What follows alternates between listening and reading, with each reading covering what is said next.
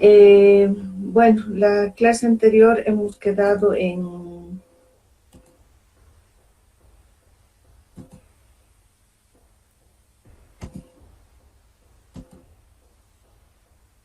justamente en lo que estábamos hablando de procesos estocásticos.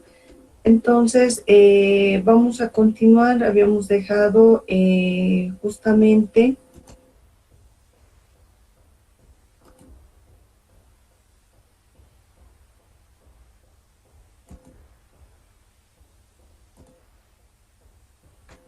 bien. Teníamos que recordar, ¿no es cierto?, que habíamos hablado clases anteriores justamente de lo que era un proceso estocástico, como una colección de variables aleatorias, un proceso de Markov, que en realidad era un proceso estocástico, pero que adicionalmente cumplía con una propiedad, y esa era la llamada propiedad de Markov. Ahora, dentro de estos había una otra característica adicional, que era cuando nosotros hablamos de lo que vamos a llamar en adelante los procesos de Poisson. Para considerar un proceso de Poisson previamente debería cumplir con estas condiciones, ¿no es cierto? Ser un proceso estocástico, además cumplir con la propiedad de Markov, y habíamos visto una primera definición en base a la cual hemos hecho nuestra demostración, ¿no es cierto? En este caso, esa era la primera definición que yo les había mencionado acerca de lo que era un proceso de Poisson. Y como están viendo ustedes, nuevamente tienen que cumplir con las con condiciones, perdón, anteriores. Ahora, en este caso, no hay una única definición acerca de un proceso de Poisson. Hay diferentes formas de definir, y a eso es a lo que estábamos apuntando. Esta era la formal, pero no es la más amigable. Como ustedes han debido ver, no era... ¿Sí? ¿Alguien tiene algún problema? Hola, ¿todo está bien? ¿Se escucha? Sí, licenciada. Ah, ya, pensé que... Ya, gracias. Bueno, entonces, hoy día justamente vamos a concluir esta parte de los procesos de Poisson, en el sentido de que también queremos revisar algunas definiciones alternativas, como son como es una en particular que aparece en el texto que les he dado de referencia. En este caso, hemos hecho también la revisión de algunas propiedades que asociadas a esta definición se cumplen. Habíamos demostrado una primera proposición, ¿no es cierto?, en la cual nos hablaba de la distribución de cada elemento de un proceso de Poisson, ¿no es cierto? Ahora estamos tomando en forma general que el tiempo sea continuo. También se cumple para tiempos cuando son discretos. O sea, no hay pérdida de generalidad. Todo lo que estamos hablando se cumple para los dos casos. Bien, entonces, una era la distribución. Ahora, asociado a la característica de pérdida de memoria, también podemos mencionar nosotros una siguiente proposición, la cual nos ha quedado pendiente. ¿Qué nos dice? Para cualesquiera números reales, que en este caso nos están hablando de los tiempos, ¿no? S y T, siempre y cuando uno sea menor al otro, ¿no? Y para cualquier estado de las variables que están componiendo el proceso o la cadena de Markov, nos dice, en este caso, que la probabilidad, ¿no es cierto?, de que ocurran n eventos o se tenga la ocurrencia de n características que se están estudiando en la diferencia, ¿no es cierto?, a lo largo de este subintervalo, no es otra cosa que la probabilidad, ¿no es cierto?, de un proceso que esté medido en la diferencia de tiempos. Y esto va a ser evaluado justamente con lo que nosotros hemos demostrado en la proposición anterior. Dice, esto va a tener una expresión de esta naturaleza. Y esto no es nada más que una distribución de Poisson, donde el parámetro en este caso sigue siendo lambda, pero está acompañado de la distancia. Entonces dice la probabilidad va a ser proporcional a la longitud de tiempo, ¿no es cierto?, entre ocurrencias de un evento al otro. Y este mismo, porque en general hemos demostrado que era lambda t su parámetro, entonces este mismo parámetro va a ir a afectar. Y si ustedes se fijan, ¿esto es válido? Sí, es una función de cuantía. ¿Cuándo? Cuando n va tomando, por ejemplo, el valor de 0, que no haya ocurrencias, una sola ocurrencia y así sucesivamente, hasta donde tenga capacidad el sistema que se está estudiando. Entonces, esta es una propiedad bastante importante. Su demostración se basa principalmente en lo que es el teorema de la probabilidad total, ¿no es cierto? Porque aquí estamos tratando de ver qué ha pasado en el momento n, ¿no?, en base al historial anterior. Entonces, ¿qué tenemos que suponer en este caso? De que los tiempos, por ejemplo, S, en el proceso de Poisson, se encuentran al nivel K. Por la propiedad de pérdida de memoria, podemos considerar que este momento se reinicia, ¿no es cierto?, el proceso de Poisson. Y la probabilidad de este evento, en este caso, ¿no es cierto?, tendríamos que demostrar que es igual a la probabilidad de la variable X, pero en el tiempo que mide esta diferencia. Entonces, hacia eso estamos nosotros apuntando. Entonces, ¿qué sucede cuando queremos calcular la probabilidad? No es más que una simple sumatoria. ¿Sumatoria de qué? De la probabilidad condicional, ¿no es cierto? La probabilidad de que X sub t menos S se iguala a N por la probabilidad de que en el momento S haya justamente K ocurrencias, donde K puede tomar, como es estados discretos, entonces puede tomar valores desde 0 hasta el infinito, ¿no es cierto? Entonces, en este caso, viendo que uno de los miembros, en este caso el primero, no depende de esa sumatoria, entonces ya lo podemos sacar, ¿no es cierto?, fuera de esa sumatoria, no va a afectar. Entonces tenemos esta expresión. Tenemos la probabilidad de que en el momento t menos s ocurran n ocurrencias por la sumatoria, ¿no es cierto?, de las probabilidades de que en el momento s se encuentren k ocurrencias, donde k puede ir desde 0 hasta más infinito.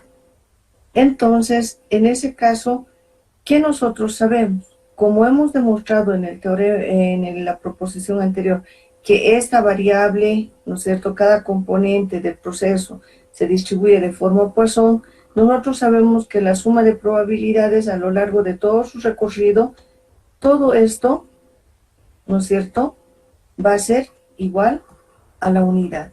Entonces, de ahí es que nos queda que esta probabilidad de la diferencia entre estas variables no es otra cosa que la probabilidad de la variable, pero medida a lo largo de esos tiempos. Y eso va a ser igual a n. Entonces, esa es la demostración de esta proposición, que no es solamente que la variable x sub t, ¿no es cierto?, del proceso de Poisson tiene una distribución lambda t.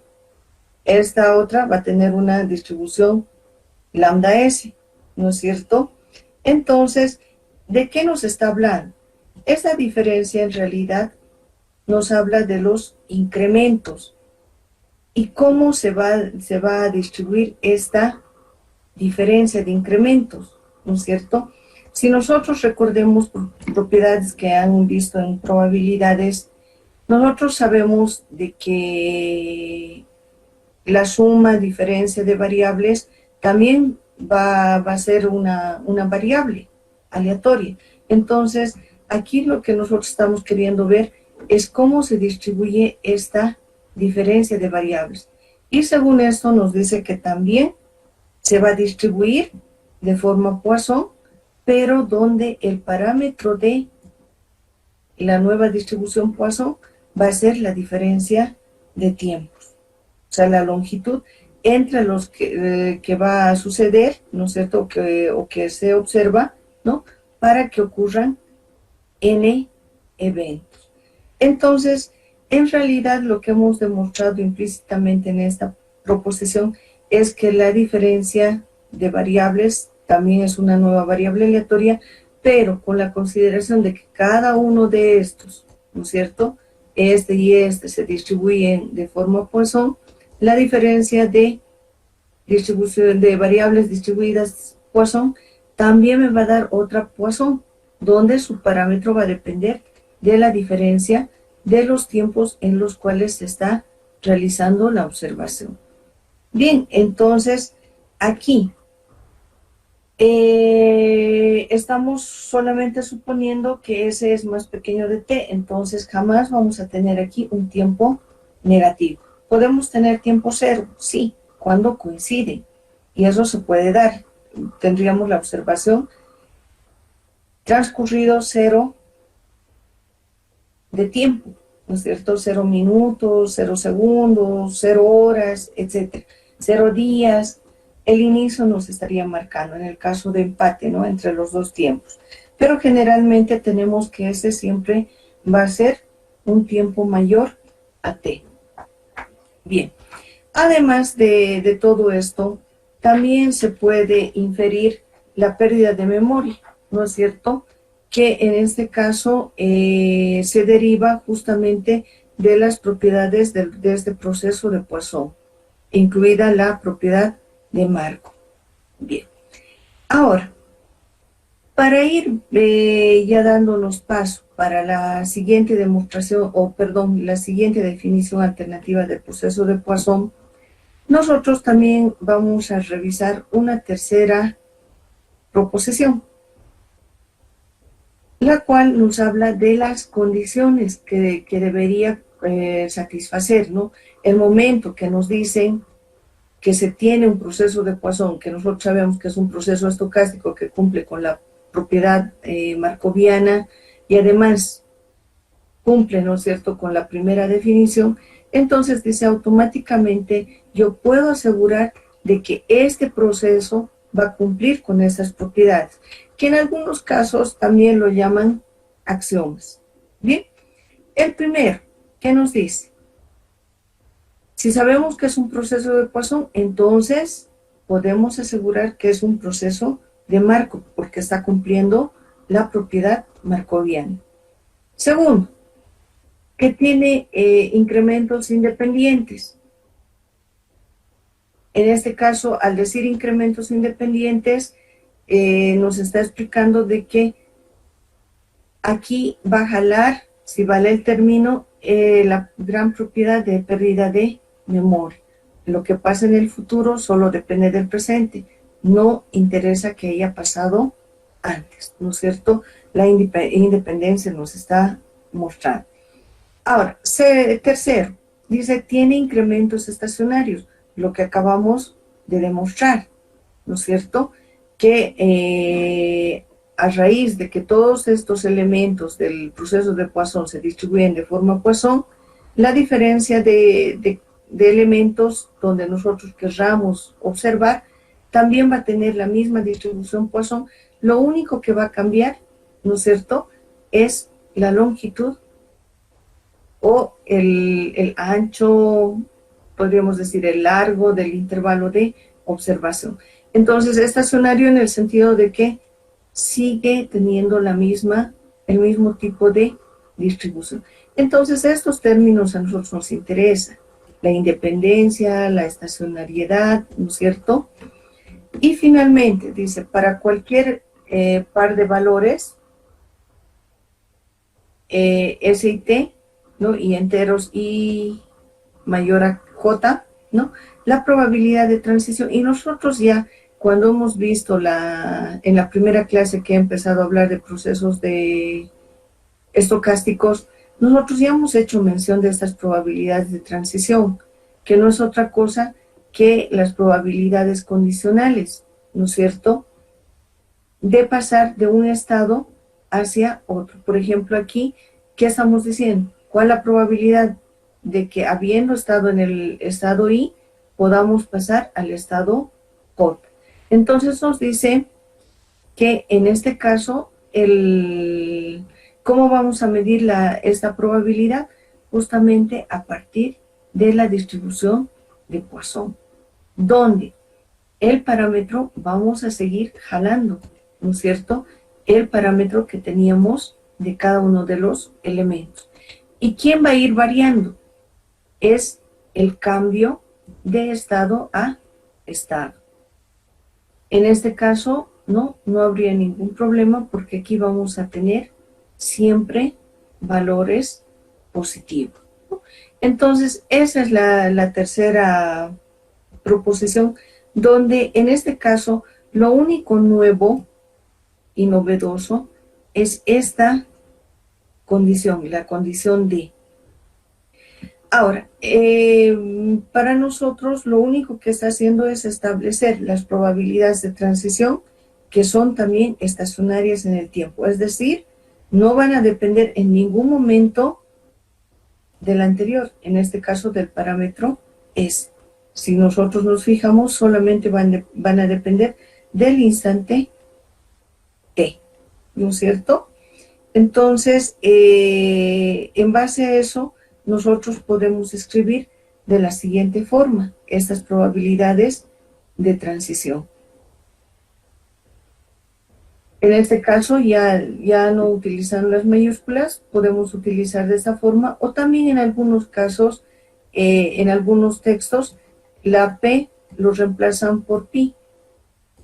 Y lo mismo, sub IJ, que nos está diciendo de que está pasando del estado I al estado J en el tiempo o en el instante T. Entonces, esa es la probabilidad de transición. Ahora, estas probabilidades de transición, ¿no es cierto?, únicamente se pueden explicar a partir de la diferencia, donde J, ¿no es cierto?, siempre va a ser mayor o igual que I. Entonces aquí lo único que nos dice es que la probabilidad de transición del estado I al estado J en el instante T también lo puedo medir en base a la información inicial, o sea, qué ha pasado en el instante 0 y el cambio a la diferencia en el instante T. Entonces, esa es otra forma en la que nosotros podemos ver y analizar las probabilidades de transición. Por favor, aquí voy a cortar un momentito. Están pidiendo ser aceptados. No sé cuál es el problema que ha sucedido. Mil disculpas por la interrupción. Un rato voy a dejar de compartir.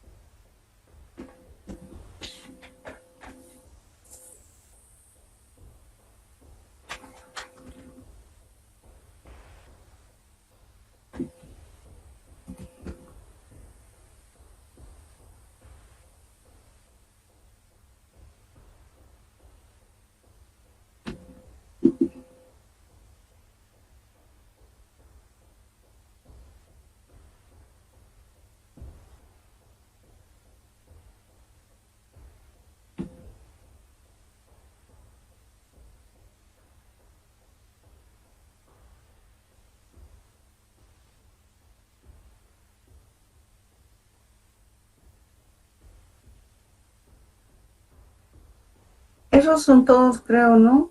¿Hay alguien más?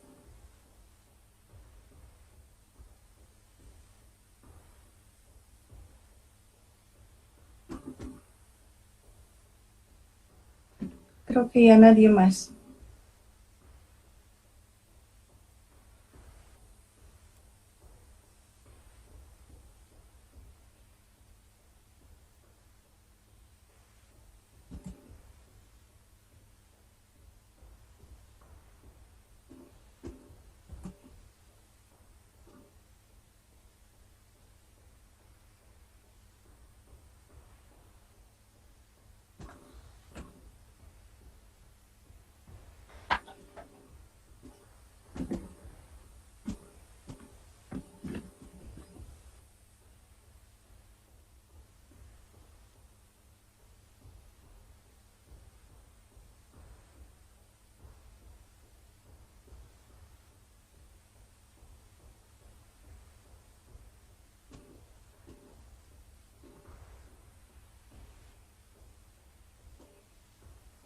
Bien, creo que son todos. Continuamos, por favor.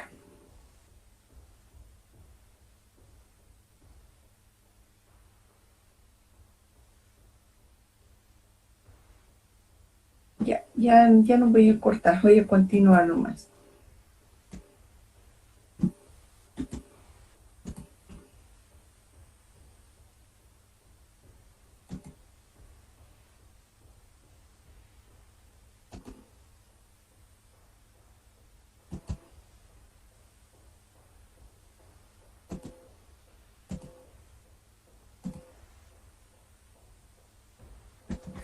Bien, bueno, retomando, estábamos hablando justamente de la probabilidad de transición. Entonces, esa es la única novedad en esta última proposición que acabamos de mencionar. Bueno, con todos estos elementos ya podemos pasar a la definición alternativa de un proceso de Poisson, que la vamos a llamar nuestra segunda definición. Entonces, ¿qué nos dice? Un proceso de Poisson de parámetro lambda, ¿no? Es un proceso a tiempo continuo, donde los espacios de estado son discretos, ¿no es cierto? Puede ocurrir 0 eventos, un evento, etcétera, dependiendo de lo que nosotros tengamos a lo largo del intervalo de longitud t. Ahora, dice, un proceso de Poisson es aquel proceso, no a tiempo continuo, pero que cumple con las siguientes propiedades, que a la postre también son llamadas axiomas. En el libro lo van a encontrar como axiomas. ¿Qué nos dice? En el primer caso, la primera consideración o el primer axioma es de que en el instante cero o en el origen, la variable, ¿no es cierto?, el primer miembro de toda esta familia va a tener valor cero. Luego, de inicio, ¿no? Todos los incrementos son independientes y estacionarios, lo que acabamos de demostrar tanto en la propiedad 1 como en la propiedad 2 y 3 posteriormente. Ahora, para cualquier tiempo, en este caso para cualquier parámetro t mayor o igual a 0 y cuando h se aproxime cuanto nosotros querramos a 0, ¿no? Vamos a tomar un incremento, ¿no? Y para eso nosotros lo que estamos haciendo es el uso de las probabilidades infinitesimales del proceso. Entonces, esta condición C, o el tercer axioma, ¿qué nos dice? Primero, que la probabilidad, ¿no es cierto?, en la diferencia, eso va a tender a el mismo parámetro, no va a tener probabilidad del mismo parámetro, influido por el incremento que nosotros estamos tomando. Y sabemos que este incremento lo tomamos una cantidad positiva tan pequeño como querramos. Voy a hacer la similitud en lo que nosotros, cuando veíamos la materia de cálculo, cuando hablábamos de límites, ¿no es cierto? Entonces, h hace el mismo papel. Vamos a tomar un incremento tan pequeño como se quiera. ¿Y eso a qué va a tender? Dice, a una función que va a estar en base a este incremento h. Pero esto nosotros, esta O que está bien negrita, para nosotros no es otra cosa que una función, ¿no?, infinitesimal, en base a la variable h o al nuevo parámetro h, que es nuestro incremento. Ahora, la segunda condición de la propiedad C nos dice que la probabilidad, ¿no es cierto?, que en la diferencia de tiempos, en una diferencia tan pequeña como yo quiera observar, sea mayor o igual a 2, o sea, que sucedan 2 o más eventos. Aquí estamos midiendo la probabilidad de que ocurra un evento o más. Aquí estamos diciendo que ocurran 2 o más, ¿no? Como estamos tomando un incremento tan pequeño, eso casi va a ser 0. O sea, está tendiendo a 0. Aquí va a ser en promedio lo que nosotros tengamos a lo largo del intervalo t, porque este incremento lo estamos tomando tan pequeñito como nosotros querramos. Ahora, el haber tomado estas probabilidades infinitesimales del proceso tienen algunas ventajas. ¿Cuáles son desde el punto de vista de la interpretación? De lo que sucede en un intervalo infinitesimal. ¿En qué intervalo nosotros estamos midiendo? Justamente la ocurrencia de estos dos. Van a disculpar el pulso. Nuestro intervalo, en este caso, donde estamos nosotros haciendo la observación, va a variar de t hasta t más h, ¿no es cierto? Ese es el intervalo donde ahora estamos nosotros haciendo el análisis.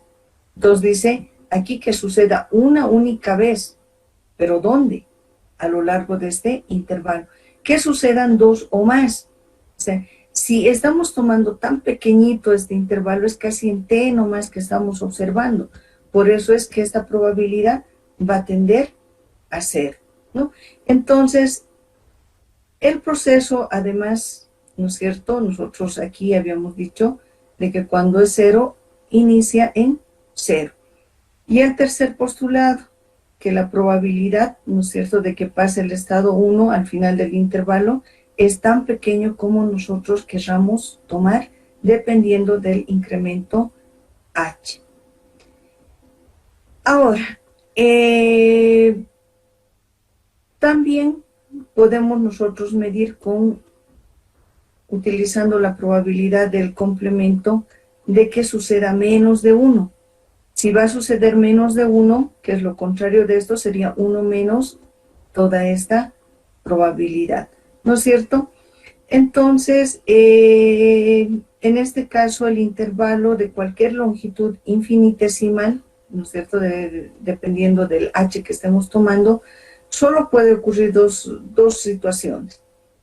O bien se presenta una ocurrencia, o bien ninguna, porque estamos tomando el intervalo tan pequeño como nosotros querramos. Entonces aquí implícitamente estamos ya utilizando todo lo que anteriormente se ha demostrado. Y esta es una de las definiciones que generalmente nos aparece en los diferentes textos. Ahora, la tercera definición, que en este caso ustedes lo pueden encontrar en el texto, ¿de qué nos habla?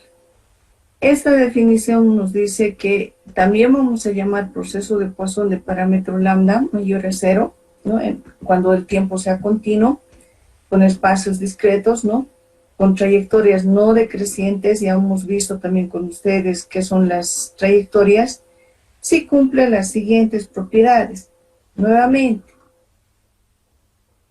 el proceso inicia en 0. Los incrementos son independientes, o sea, no vamos a tener la dependencia de qué pasó antes, sino del instante. Ahora, esto es lo que, dependiendo de la propiedad 2 y 3, ya hemos demostrado. ¿Qué nos dice? La diferencia, ¿no es cierto?, también se va a distribuir de forma Poisson. Pero, aquí otra vez, no dependemos de ese, solamente dependemos de lo que ahora vaya a ocurrir. En este caso estamos heredando el parámetro t. Para cualquier valor s, ¿no es cierto?, y t mayores a 0.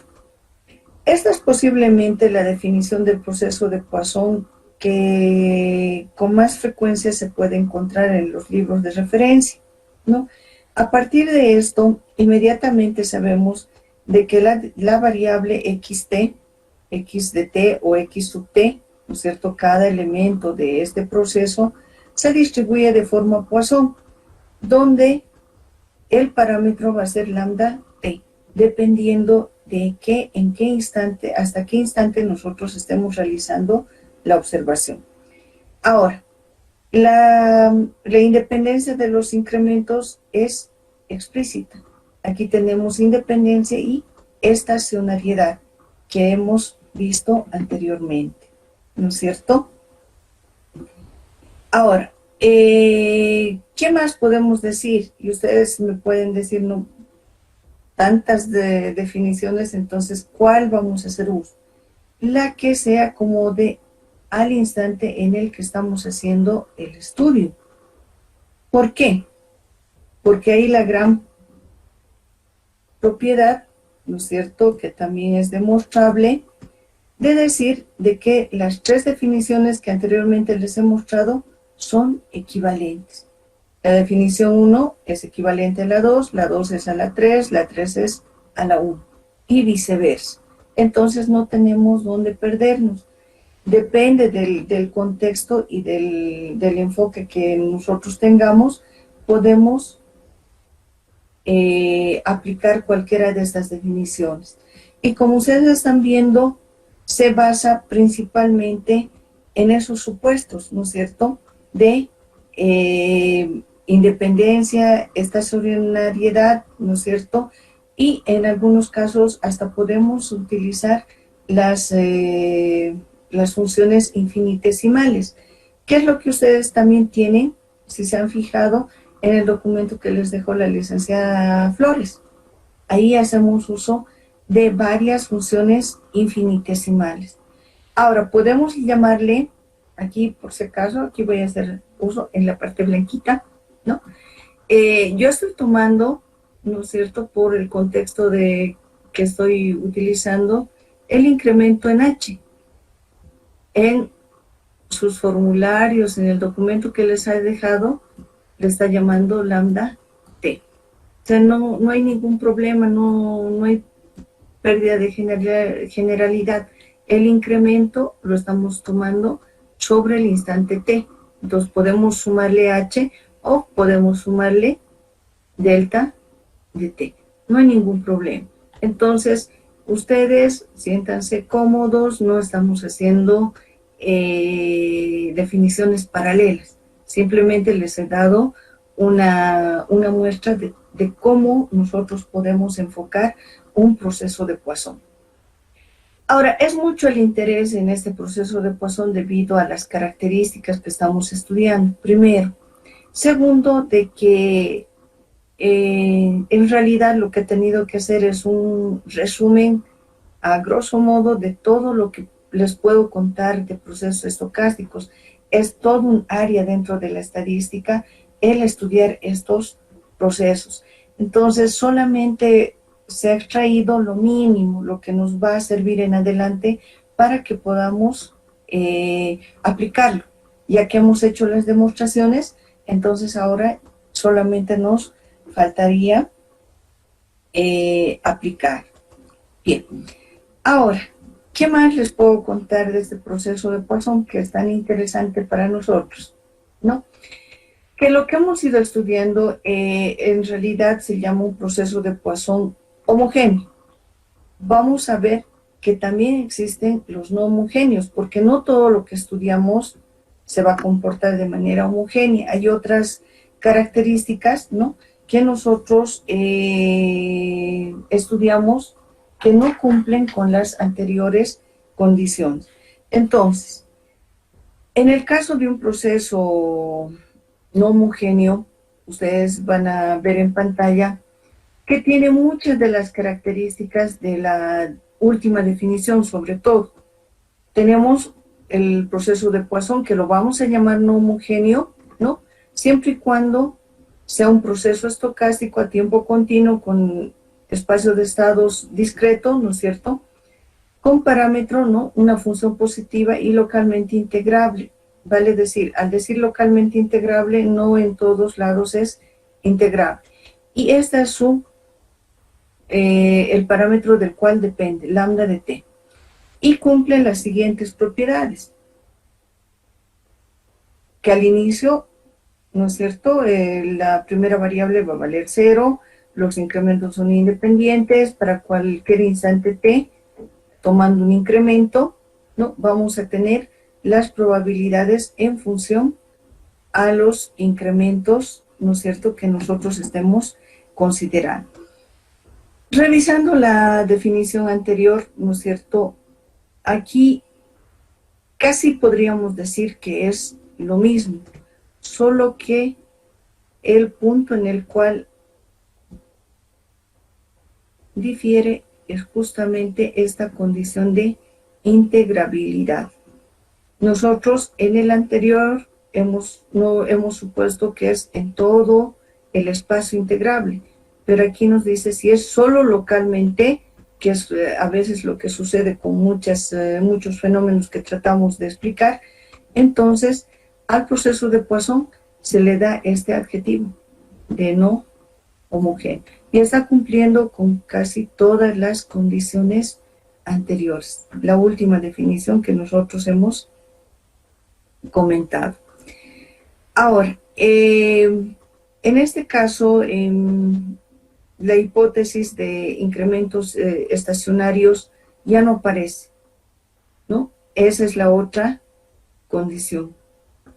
Solamente sabemos que son independientes, ¿no?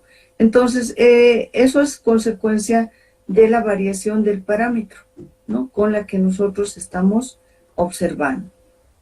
Ahora, bueno, son las dos caras de la medalla que les puedo mencionar de los procesos de Poisson, pero generalmente nosotros no vamos a tocar este tema, sale fuera del contexto de nuestro curso. Entonces solamente vamos a tomar los procesos de Poisson, pero que sean homogéneos, vale decir, en todo el espacio integrable y además que cuenta con la propiedad de estacionariedad, ¿no? Pero aquí les menciono que pueden haber casos donde no se cumple.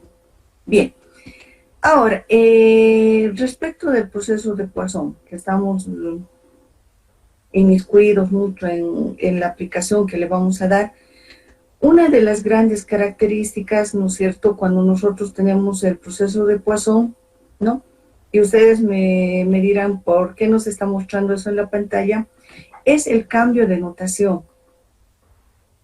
¿Por qué nosotros nos referimos al cambio de notación? Y como está también en el texto y en las diferentes fuentes de información donde vamos a hablar de la teoría de colas, ¿no?, especialmente cuando aplicamos los procesos de Poisson. Como los procesos de Poisson tienen un espacio de estado discreto, entonces en realidad lo que nos está haciendo es contar, ¿no es cierto? En vez de x, de t, x sub t, como querramos denotarlo, en adelante, para cuando hablamos de procesos de Poisson, vamos a utilizar esta notación.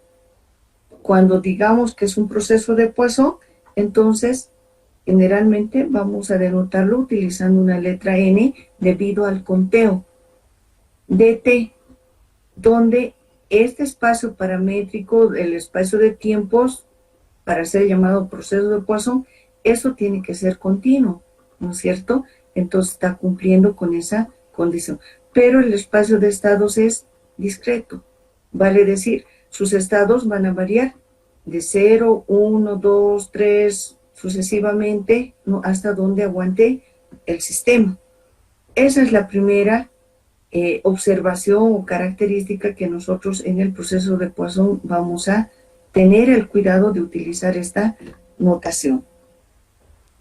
Ahora bien, ¿qué otras características tengo y qué puedo, si quieren, explotar cuando me dan de antemano un proceso de Poisson homogéneo, ¿no es cierto?, que sería su nombre correcto? Nosotros podemos, de acuerdo a lo que se ha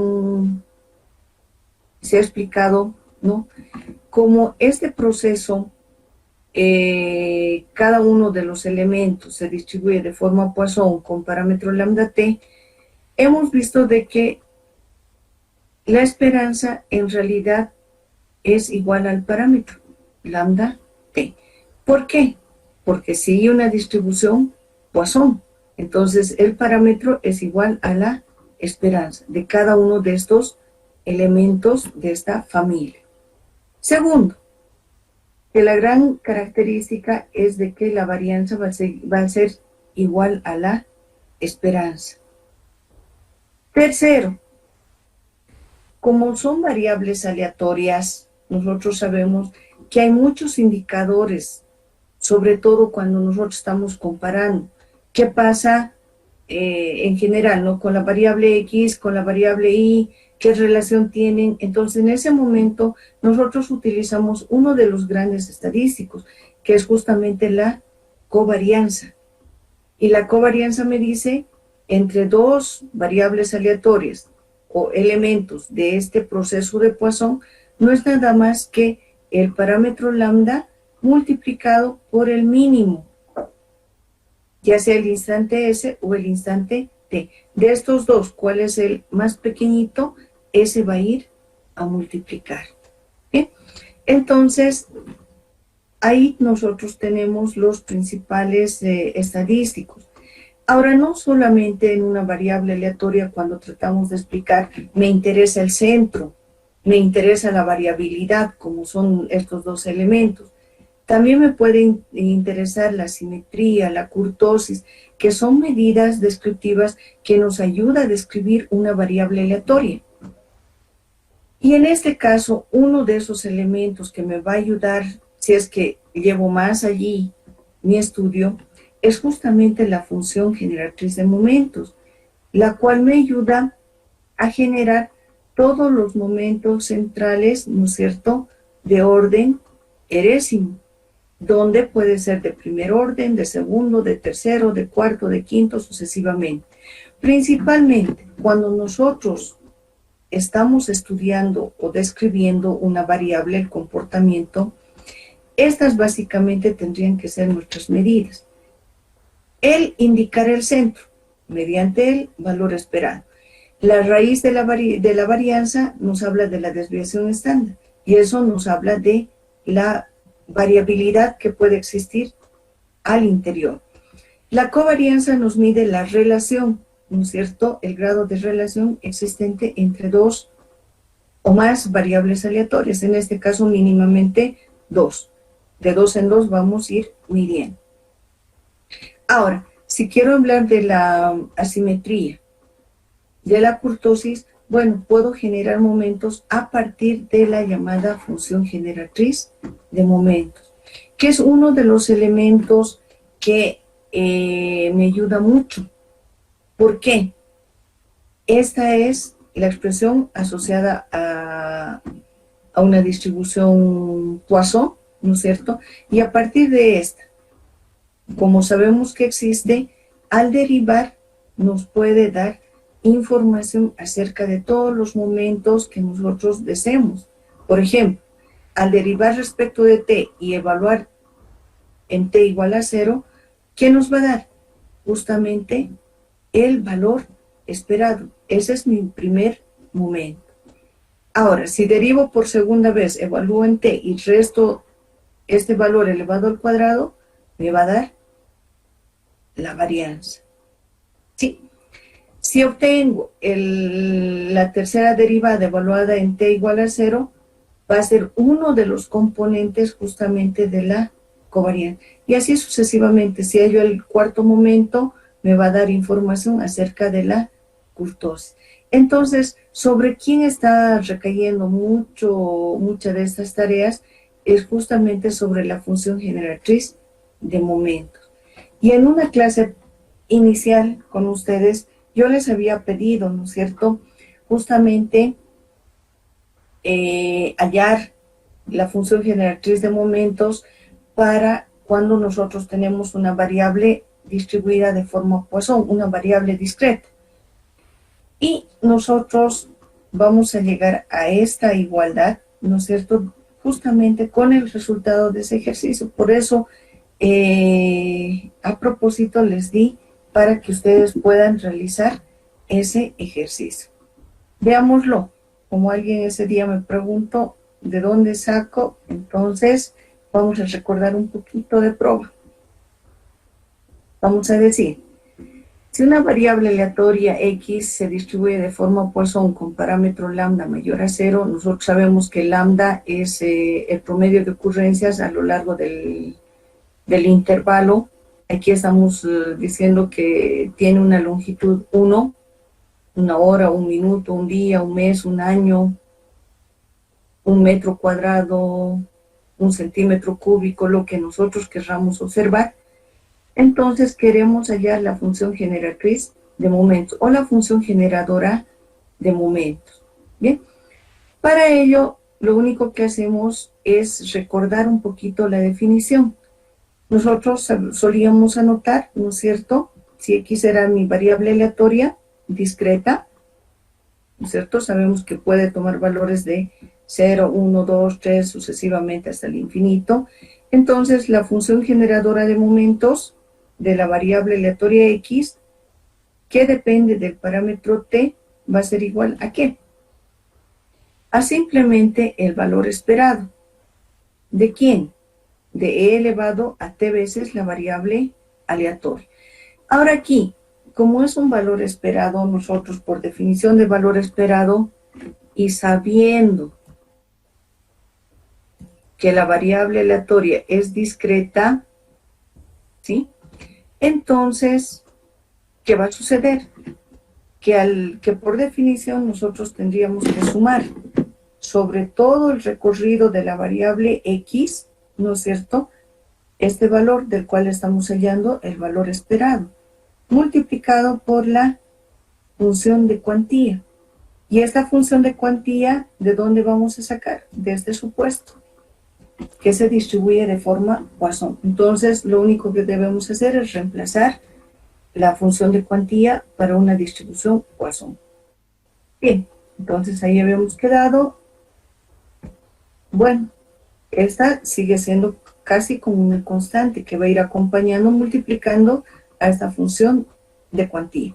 Y la función de cuantía es de una Poisson, ¿cierto? Donde X puede tomar de valores desde 0, 1, 2, 3, hasta el infinito, hasta donde aguante el sistema. Bien, haciendo algunas operaciones algebraicas, ¿no es cierto? Ahí lo único que hacemos es reemplazar y reacomodar. Bueno, esto sí he repetido. ¿Sí? ¿Qué podemos hacer? Lo único que hacemos es agrupar. A ver, un poquito atrás voy a ir. Esto, ¿no es cierto? Este término lo voy a asociar con este porque tiene el mismo exponente.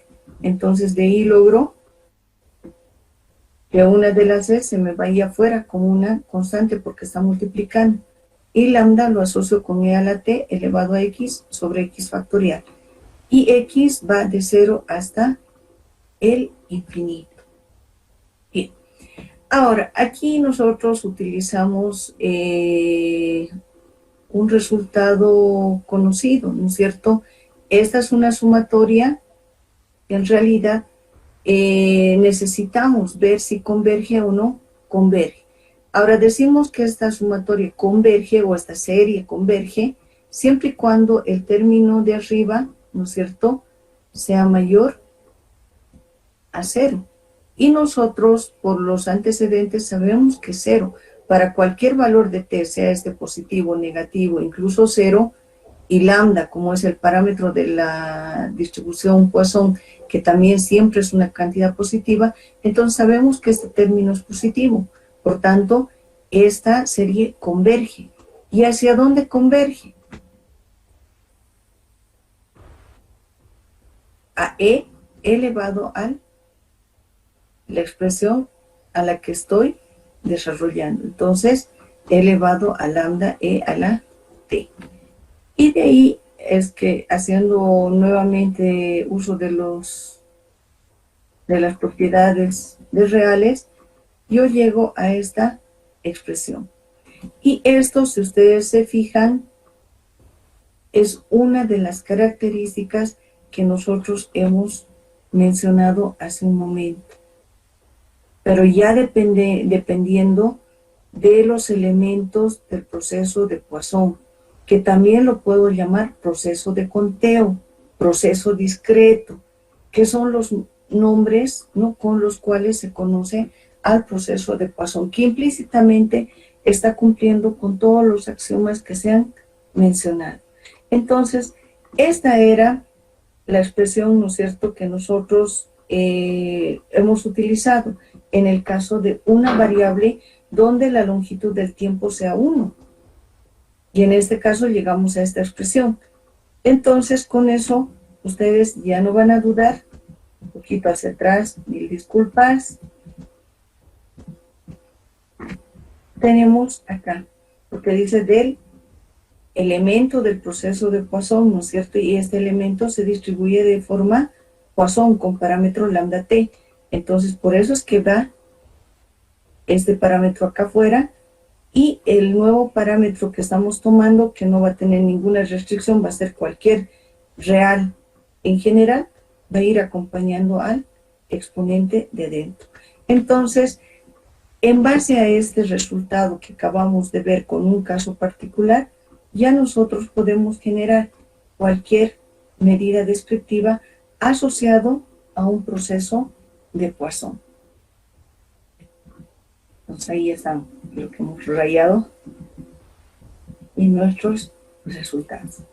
Bueno, entonces con eso habría dado respuesta a una de las primeras interrogantes, ¿no?, de las clases iniciales, donde nosotros hemos hablado de lo que es considerada una función generatriz de momentos, que es muy, como les digo, es bastante importante, ¿no es cierto? Y sobre todo aquí hemos centralizado, si hacen el refrescamiento, hemos usado todo lo que nosotros conocíamos de prueba, de cálculo, cálculo 1, cálculo 2, donde han visto series, ¿no es cierto?, la convergencia. Y además, un último punteo, que esta función generatriz de momentos existe siempre y cuando la sumatoria o la integral convergen. En este caso hemos demostrado que esa sumatoria converge a esta expresión, donde t es cualquier número real, ¿no? Entonces, eso es lo que les quería mostrar respecto del proceso de Poisson. Ahora, ¿por qué el interés, no es cierto? ¿Por qué nos hemos centrado tanto en estos procesos estocásticos, procesos de Poisson?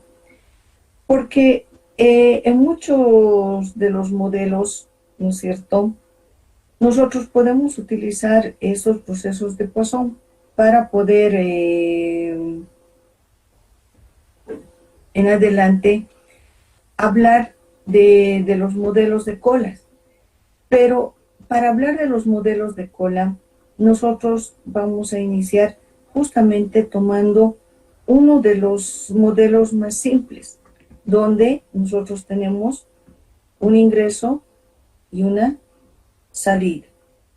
Hay muchos modelos, ¿no es cierto? Este es el más sencillo, y de acuerdo a la explicación teórica, práctica, se pueden tomar procesos modelos muchos más generales que se encuentren con más cosas de nuestra vida diaria que tratemos de explicar, ¿no es cierto? Y este caso sencillo del modelo de una sola entrada y una sola salida con un solo servidor, ¿no es cierto?, lo vamos a analizar con la introducción de los procesos de Poisson como los llamados procesos de nacimiento y muerte, ¿sí? Donde aquí ya vamos a utilizar dos términos que para nosotros es bastante llamativo, ¿sí? Por favor, esto lo vamos a ir visualizando, ¿no? Aquí estamos considerando el caso, como ya les había mencionado, de una sola forma de entrar, ¿no es cierto?, al sistema de colas y haya un solo servidor y podamos salir luego de ser servidos o de haber recibido el servicio que nosotros estamos solicitando, ¿no? Ahora, nuestro estudio principalmente se va a basar en este tipo de modelos, ¿no?, donde la llegada de clientes y el tiempo de servicio, como ya lo habíamos mencionado, sigan una distribución exponencial, los tiempos, ya que es la distribución, ¿no es cierto?, que más se adecua al sistema de colas, debido a la propiedad, sobre todo de la pérdida de memoria, que es a lo que más hemos hecho referencia, donde las llegadas, ¿no es cierto?, solo van a depender del momento en que llegan y no del tiempo, ¿no es cierto?, donde influyen otro tipo de factores. Ahora, para poder entender estos modelos, previamente tendríamos que clasificar, ¿no es cierto?, y según las características de lo que nosotros querramos estudiar, hay muchas clasificaciones. Una de esas podría ser, ¿qué tal si tomo en cuenta principalmente la fuente de entrada? Entonces, ahí nosotros tenemos ya una clasificación. Ahora otra podría ser la disciplina de la cola, que hemos hablado también con ustedes. Luego podríamos tomar en cuenta el mecanismo de servicio. Además, las colas tienen otros parámetros, ¿no?, que nos permiten calcular, por ejemplo, el número de clientes en el sistema, cuánto tiempo voy a esperar hasta que me presten el servicio, ¿sí? Ahora hay muchos más. Ahora, el tiempo de llegada, ¿no es cierto?, en cuánto se va a incrementar hasta que realicen el servicio. Son bastantes elementos que nosotros en adelante vamos a tener que tomar en cuenta. Ahora vamos a ver solamente la forma más sencillita de un modelo de colas. Bien. Ahora, aquí, si ustedes se han fijado, ya estoy utilizando otro término, otros dos términos: nacimiento, muerte, ¿no es cierto? ¿A qué se refieren esos términos? Empecemos con nacimiento, ¿sí? Cuando hablamos de nacimiento, en realidad a lo que hacemos referencia es a la llegada de un cliente para posteriormente ser servido, ¿sí? Entonces, eso para nosotros va a ser el nacimiento. Ahora, no solamente puede ser una persona, ¿cierto? Generalmente lo vamos a tomar como una persona, pero también puede ser un producto, ¿no es cierto?, que llegue. Por ejemplo, ahí les muestro lo que sucede cuando vamos al supermercado, que ahora podría ser visto como un modelo simple, porque hay una sola fuente de ingreso y hay un solo canal de acceso. Entonces, a medida que van llegando, ¿no es cierto?, ahí se produce el nacimiento, o sea, la llegada de un cliente hacia un sistema, donde solicita, ¿no?, un servicio específico. Mientras que el término muerte, ¿no?, va a hacer referencia a la salida de un cliente luego de haber recibido el servicio demandado. En este caso, ¿no? Puede ser una persona, puede ser un producto, dependiendo de lo que nosotros estemos estudiando. Por ejemplo, ahí les muestro, ¿sí? En este caso, muerte se refiere a la salida. Por ejemplo, puede ser de un stock de productos. Por ejemplo, cuando iniciaba la cuarentena, ¿no es cierto? Y ha habido la desesperación. Todos necesitábamos gel. Entonces había un stock. Estamos empezando con N elementos de mi población. Podría haber sido, ¿no? 100 botellas de gel. Entonces la muerte se produce cuando van siendo retirados. En este caso, el servicio, entre comillas, sería que el producto sea demandado. Entonces, contrariamente al nacimiento, el nacimiento puede ir un poquito atrás, voy a ir, por favor. Fíjense, cuando va surgiendo un nacimiento, cuando llega el cliente, puede ser que en el instante cero no haya clientes, no haya personas en espera. Puede ser que haya un solo cliente durante el tiempo que estemos estudiando, o dos, o tres, y así sucesivamente. Depende del sistema, depende de la capacidad del sistema.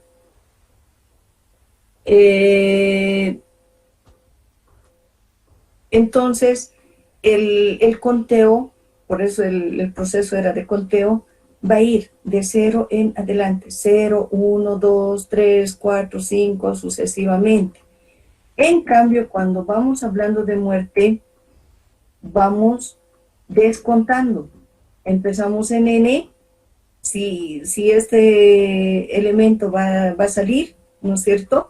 Ya vamos a tener N-1, el siguiente que compre ya va a tener solamente N-2, N-3, y así va a ir en descenso. ¿Hasta dónde? Hasta que termine el lote o hasta que el último cliente haya sido servido, ¿no es cierto? Vamos a ir en descenso. Entonces, esas son las características que nosotros vamos a tomar en cuenta. Ahora, de acuerdo al modelo, a la diferencia de características que vayamos a considerar, nuestro modelo puede ser solo de muerte, solo de nacimiento, o puede ser de las dos. Puede ser un proceso de nacimiento y muerte. Por ejemplo, el modelo más simple que les he mostrado es de nacimiento y muerte, porque llegan los clientes y salen por un solo canal de servicio. Entonces, a medida que nacen, también mueren. O sea, quiere decir que ya son servidos, que ya han recibido el servicio que estaban solicitando. Entonces, hoy día, ya para ir concluyendo, les voy a mostrar el proceso general de nacimiento y muerte, mezclando estas dos situaciones para el modelo más simple de colas.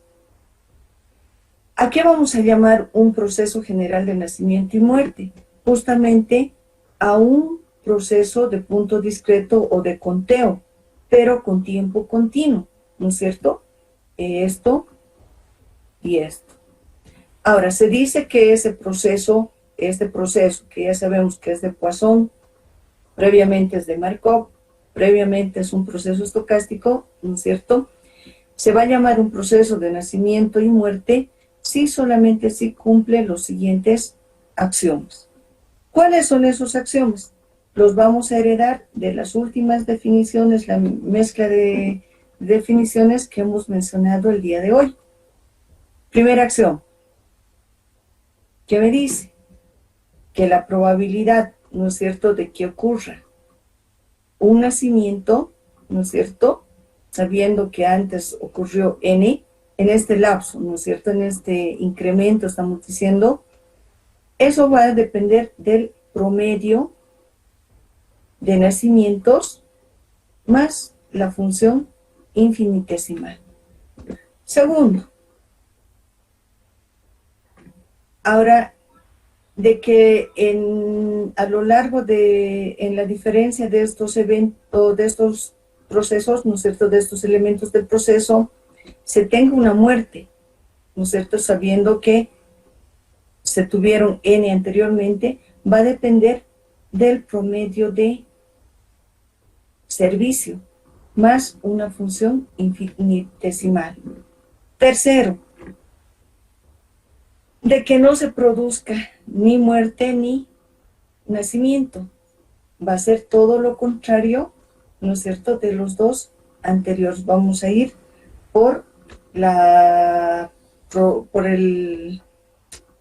disculpen, se me trabó la lengua. Vamos a ir por la propiedad del complemento al calcular esas probabilidades. Cuarto axioma. En este caso, en el cuarto axioma nos dice, ya no que sea, no quiero solamente el caso de que sea 1, menos 1 o 0, sino que para cualquier valor diferente de esos, la probabilidad va a depender, ¿no es cierto?, del incremento. Si el incremento es muy grande, entonces esta probabilidad va a ser alta. Si el incremento va a ser muy pequeño, esta probabilidad va a tender a 0. O sea, va a tener probabilidad, pero va a ser bastante pequeño. Bien. Y quinto, me dice que la probabilidad de que en el tiempo inicial tengamos n sub 0, vale decir, ya en la fila, esa cantidad de elementos, va a ser igual a delta de n sub 0. ¿Qué me dice? Este delta no es otra cosa que una variable que le va a dotar de valores 0, 1, va a ser dicotómico. 0 cuando el número de ocurrencias, ¿no es cierto?, sea diferente de n sub 0. Y 1 cuando vaya a ser igual. Entonces, esta probabilidad o es imposible o es seguro, ¿no es cierto? Eso nosotros sabemos de teoría de probabilidad. Ahora, cuando nosotros estamos hablando del proceso general de nacimiento y muerte, lo que estamos haciendo es una descripción en términos probabilísticos de cómo cambia, en este caso, de cómo cambia quién. Cada uno de estos elementos dependiendo del incremento que nosotros querramos observar. ¿Qué pasa si aumenta? ¿No es cierto? En general, se puede sostener que estos nacimientos y muertes de individuos ocurren de manera aleatoria y que las tasas medias de ocurrencia dependen del estado del sistema actual. Y los supuestos que aquí estamos manejando, ¿no es cierto?,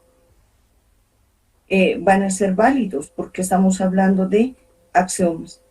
En realidad, en el primer axioma, el gran supuesto que nosotros estamos manejando es que la distribución de probabilidad actual del tiempo, ¿no es cierto?, que falta para el próximo nacimiento, o sea, de llegada, ¿no?, sigue una distribución exponencial de parámetro lambda sub n, donde n, aquí, bueno, no les puse, n puede ir tomando valores desde 0, 1, 2, en adelante, porque estamos refiriéndonos a una variable Poisson, por tanto tiene que ser discreta, y los únicos valores que acepta son de 0 hasta el infinito.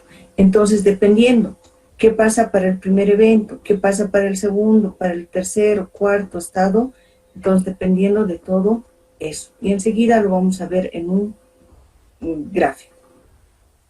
Luego, el segundo dice, en este caso, la probabilidad actual del tiempo, ¿no?, que falta para la próxima muerte, ¿no?, se distribuye de forma exponencial, donde su parámetro es mu sub n.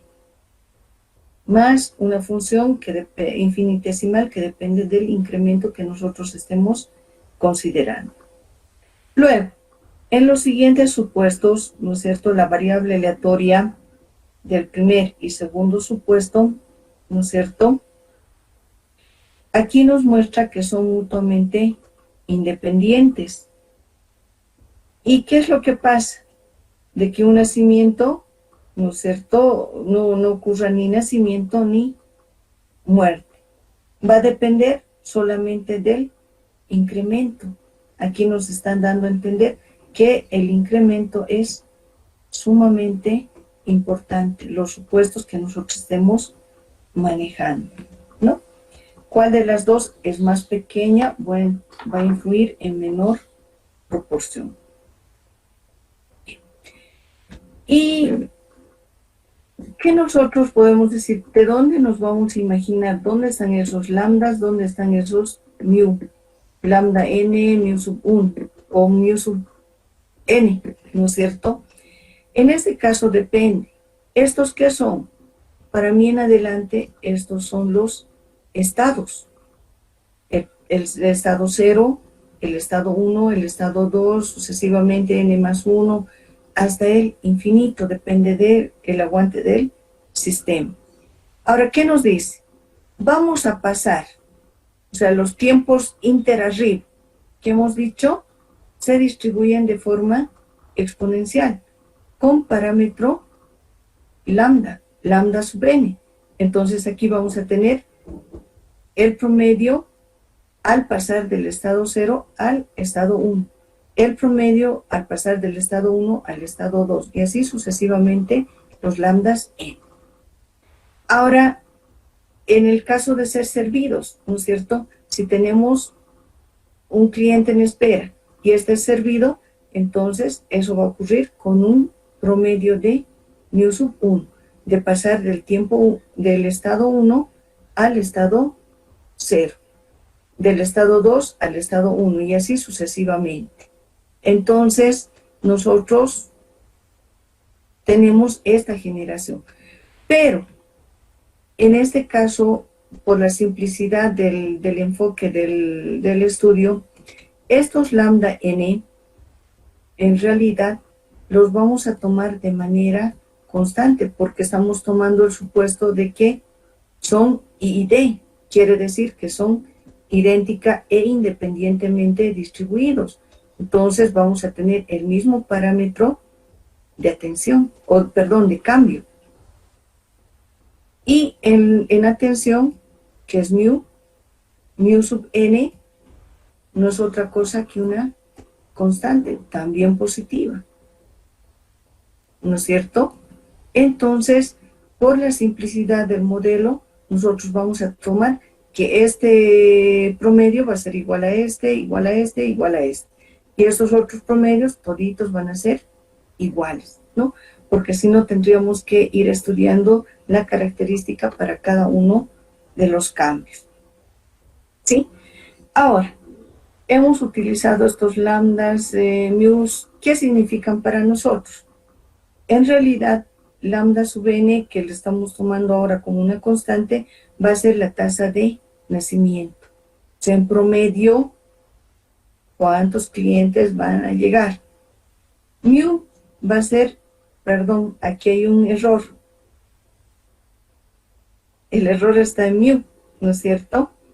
En este caso, mu hace la referencia, pero la tasa de servicio. Bueno, no puedo escribir, pero ya, son servicios. Esto está mal, no son nacimientos. Esto es en promedio cuántos nacimientos ocurren. Esto en qué tiempo promedio son servidos. O sea, vale decir que cambian de estado. ¿No es cierto? Aquí abajo. Bien. Ahora, P de n de t igual a n. ¿Qué significa? En adelante leemos como la probabilidad de tener n unidades, ¿no es cierto?, a estos estados, ¿no?, n unidades en el sistema en el instante t. O sea, depende de en qué instante nosotros estamos observando lo que ocurre en este sistema. Bien, entonces, esos son lo que nosotros podemos observar. Y vean ustedes que estamos en el caso más sencillo. Al gráfico que ustedes están viendo en la parte superior de la pantalla, le llamamos el diagrama de tasas, ¿no es cierto? Donde nosotros podemos observar qué es lo que sucede, en qué etapa estamos, en qué estado estamos, en qué instante estamos, en qué tiempo, con qué promedio. Y aquí fíjense que hay dos elementos bastante importantes. Es el tiempo de arribo y el tiempo de servicio. O sea, son tasas que en adelante nos van a servir de gran manera. Entonces, por hoy, ahí vamos a quedar. Ya les he dado la definición, entonces lo que nos quedaría sería ver qué más podemos hacer. Y lo que estamos buscando desde el principio de las explicaciones, cuando vieron el video, el objetivo fundamental es encontrar el equilibrio, ¿no es cierto? Y ese equilibrio, ¿cómo lo vamos a encontrar? Justamente resolviendo el sistema de ecuaciones que nos van a generar todo lo que nosotros estamos considerando. Y esas ecuaciones no son ecuaciones simples, sino que son ecuaciones diferenciales, porque estamos buscando el equilibrio del sistema. Y para eso, bueno, sería interesante que ustedes repasen un poquito de la última parte, sobre todo de ecuaciones diferenciales que han debido ver, ¿no? Pero como no es centro de nuestra atención, las demostraciones yo las voy a pasar por alto, voy a ir directo a los resultados para que nosotros podamos implementar dónde, cuándo, cómo, bajo qué condición. Y aquí implícitamente hemos hablado de condición inicial, un momento en el que tenemos el estudio de la transición. Entonces todos esos elementos los vamos a ir reuniendo para que lleguemos justamente a determinar la solución a este sistema, ¿no es cierto? Por ejemplo, si nosotros tenemos mucha afluencia de personas o de clientes y, bueno, la tasa de servicio es muy baja, entonces ahí hay un problema. Aumentamos servidores, disminuimos la atención al cliente, etcétera. Y ustedes han visto que eso conlleva muchos problemas, porque desde el punto de vista de la calidad de atención, bueno, nos va a cobrar una tasa, ¿no es cierto? Entonces, todas esas condiciones hay que en adelante irlas explicando. ¿Por qué? ¿Por qué sí o por qué no? Bien, entonces con eso hoy hemos concluido, ¿no? En la siguiente veríamos el caso de los modelos de solo nacimiento o solo muerte.